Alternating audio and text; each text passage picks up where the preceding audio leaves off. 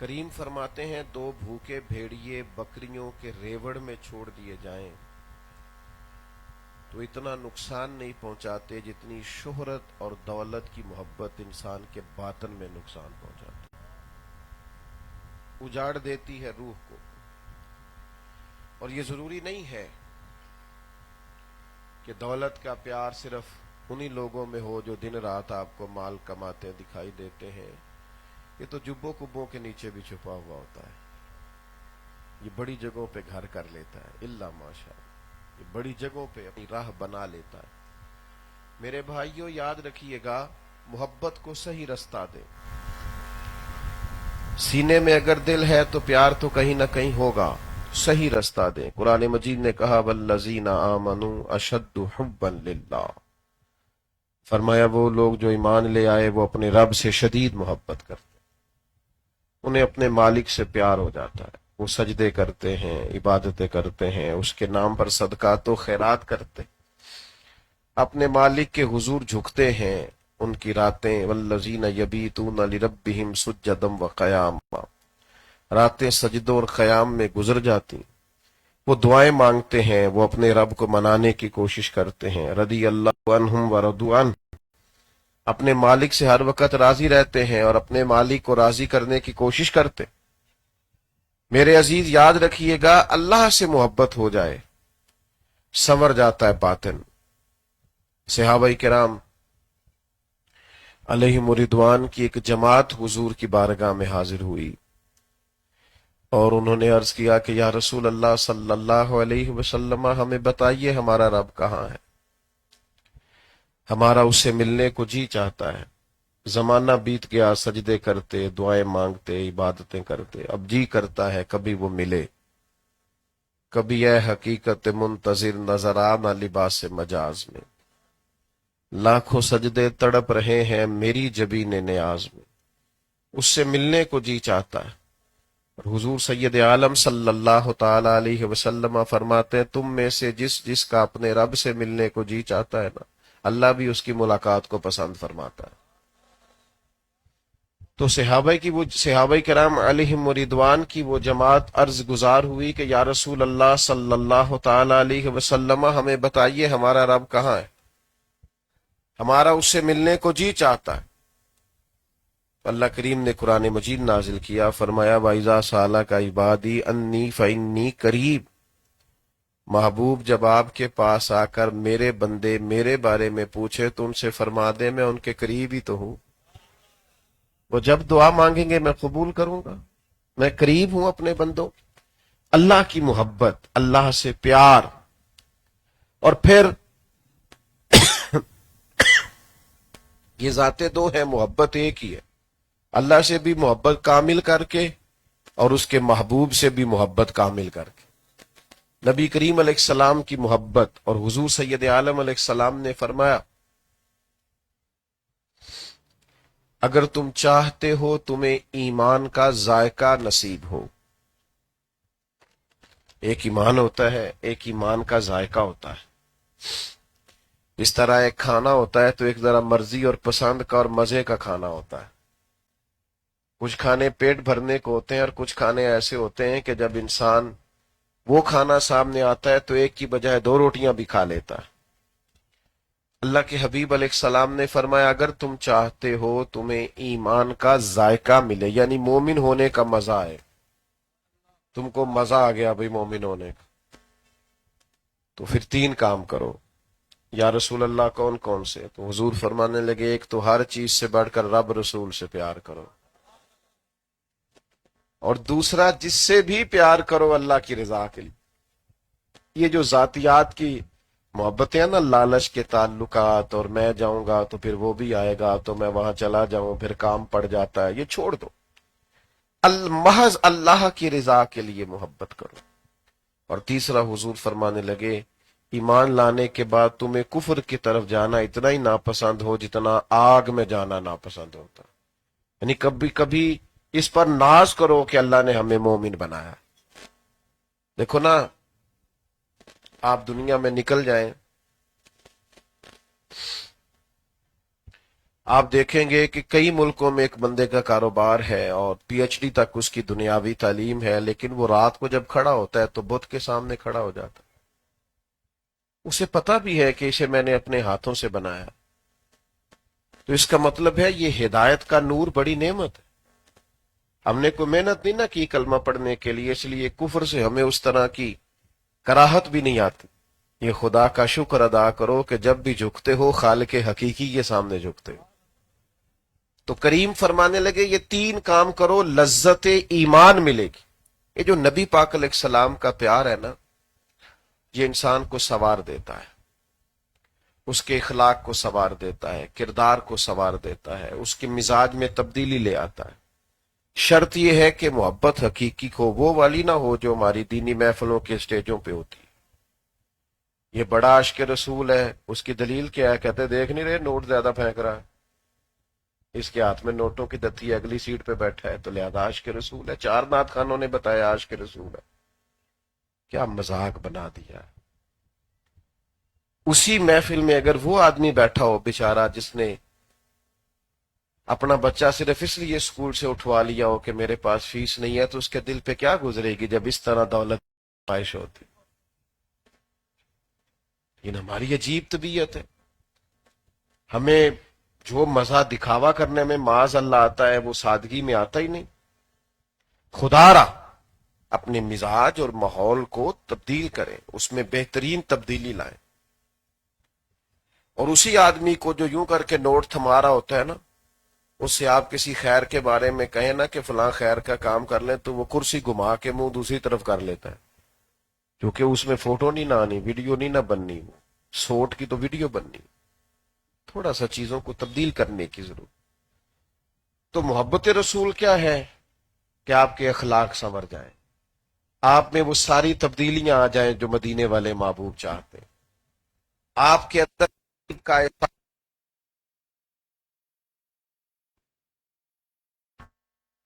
رضی اللہ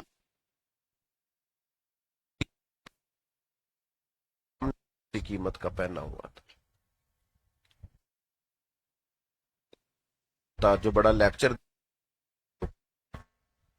آپ کو نہیں بھی اسی طرح کے کپڑے پہنے، ان کے ڈرائیور نے بھی اسی طرح کے پہنے، ہوتا ہی نہیں۔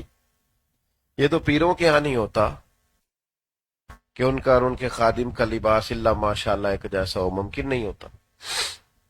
تو جس طرح کا لباس سیدنا ابو ذر غفاری رضی اللہ تعالیٰ عنہ نے کا ان کے غلام نے پہنا تھا، تو ایک شخص نے پوچھ لیا کہ عرب کے اندر ایسا ہوتا نہیں، آپ نے بڑا انوکھا کام کیا، ایک جیسے کپڑے آقا اور غلام کے، ملازم اور مالی کے ایک طرح کے۔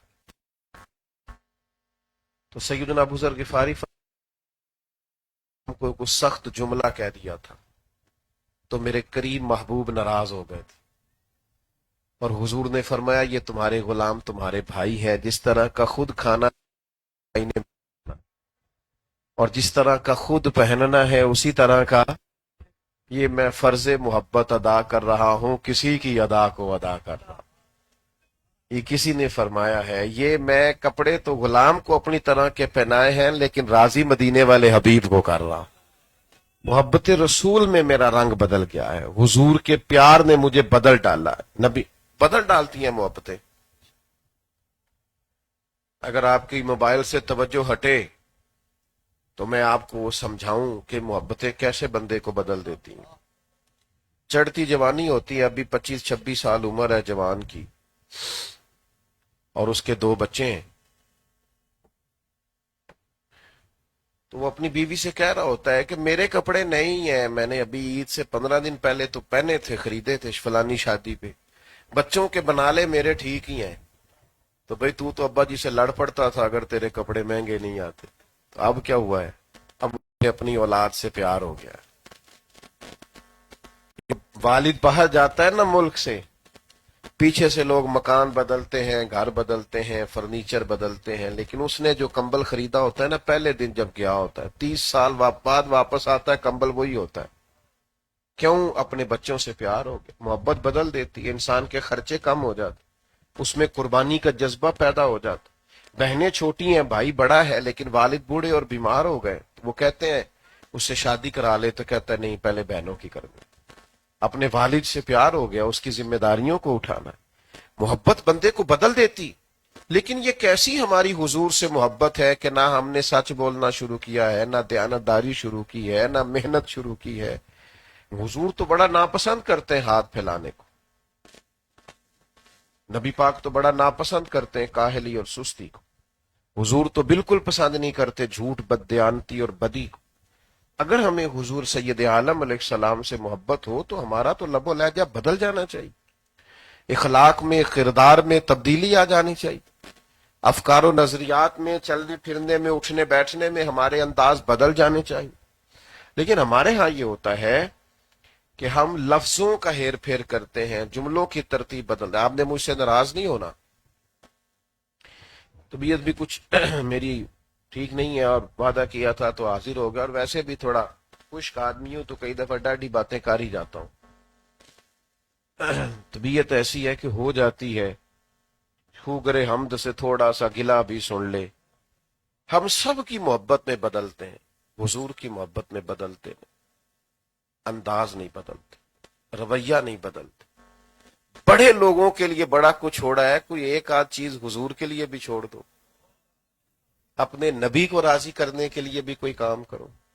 لیکن وہ کیا کریں، کس طرح ہم عرض کریں؟ یہ ہماری مذہبی محفلیں ہوتی ہیں تو اس کے اندر بھی اب دکھاوا، تصنع، بناوٹ، سٹیٹس، وہ آ گیا، وہ چلا گیا، فلانے کا استقبال ہو رہا ہے، فلانا جا رہا ہے، وہ بھی ساری چیزیں ایسے لگتا ہے جیسے جناب ہم کسی خاص ایک دنیا میں چلے گئے۔ اپنے آپ کو سمجھائیے، روحانیت پیدا کیجیے زندگی میں، اور حضور کی محبت جو ہمیں سکھاتی ہے وہ سیکھیے۔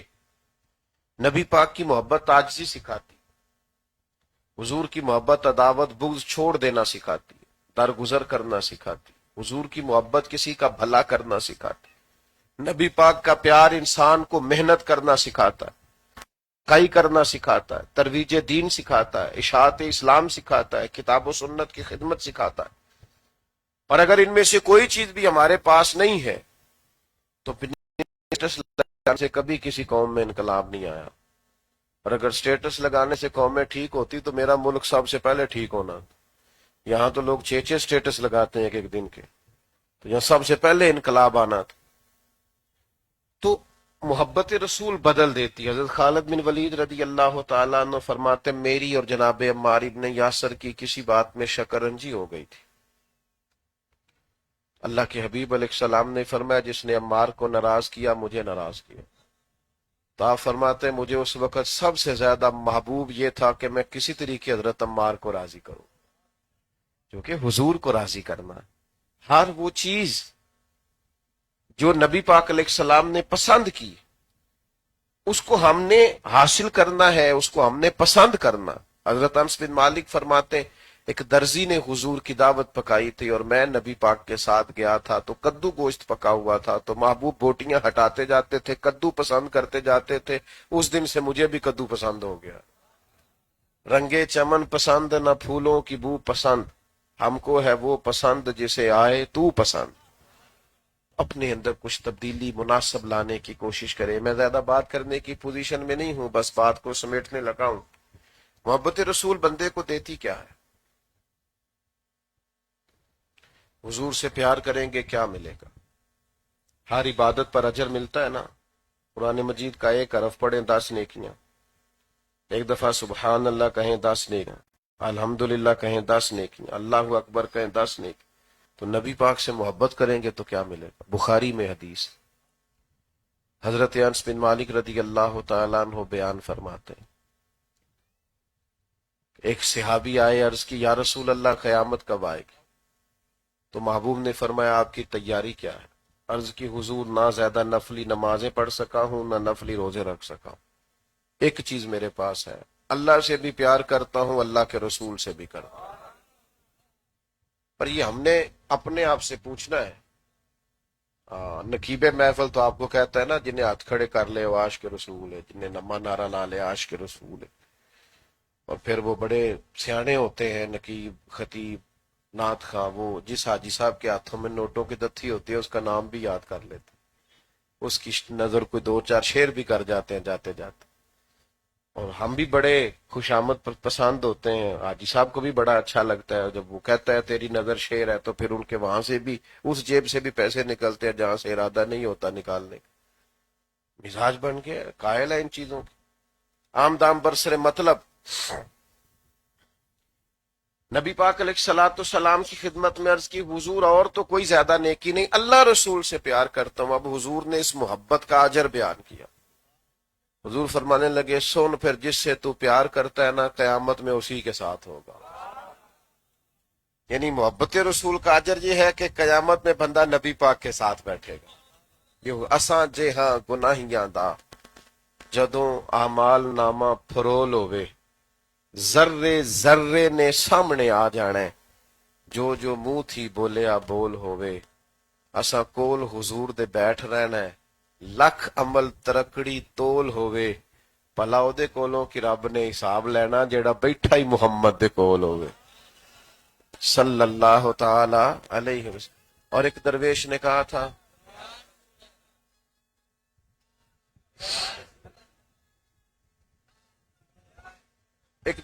یہ بھی کہا تھا کہ جب میں دنیا سے گیا پس مردن یعنی میرے مرنے کے بعد فرشتے میرا کفن ٹٹولنے لگے کہ بھلا کیا لے کے آیا۔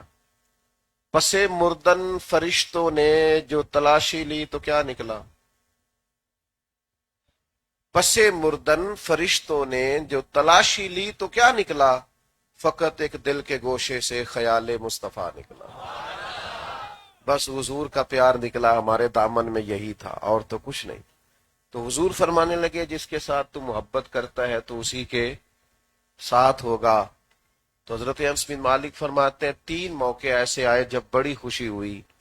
ایک جس دن کلمہ پڑا تھا بڑی خوشی ہوئی تھی، اور ایک جس دن حضور مدینہ طیبہ آئے تھے بڑی خوشی ہوئی تھی، اور ایک جس دن کریم نے فرمایا جو جس سے پیار کرے گا اسی کے ساتھ ہوگا، اس دن بڑی خوشی ہوئی، بڑی خوشی ہوئی اس دن۔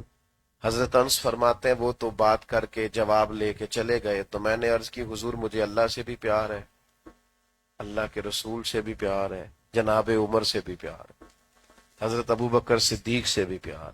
تو حضور نے فرمایا جو جس سے پیار کرے گا اسی کے ساتھ ہوگا۔